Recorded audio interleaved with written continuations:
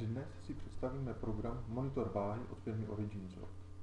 Jak již název napovídá, je to program, který přenáší vážené hodnoty mezi váhou a počítačem.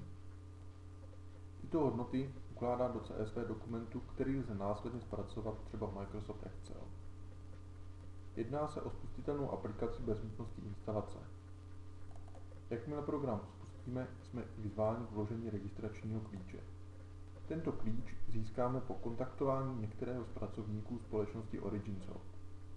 Nyní však můžeme využít 30denní triální verzi, která disponuje stejnými funkcemi jako verze plná.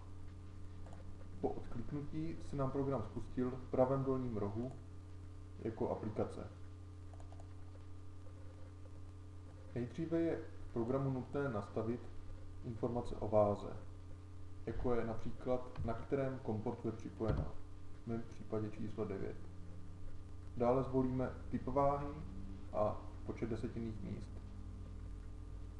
Stisknutím tlačítka Připojit se nám rozsvítila zelená dioda, která signalizuje, že váha je k počítači připojena správně. Nyní si na ploše vytvořím novou složku, kterou si pojmenuji třeba výstup. V programu zadám cestu k této složce, do které se následně budou ukládat vážené hodnoty.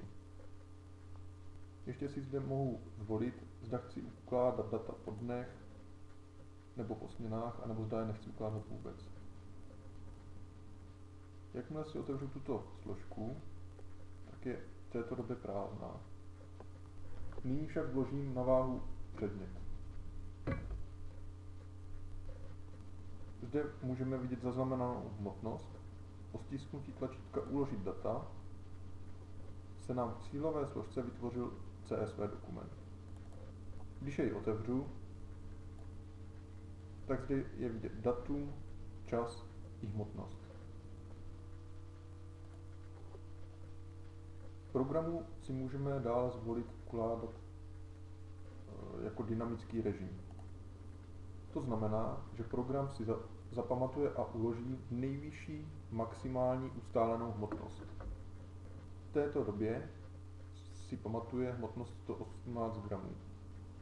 Jakmile tam dám těžší předmět,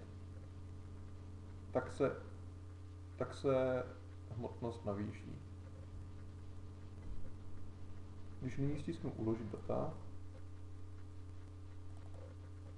tak se zapsala pouze ta nejvyšší hodnota.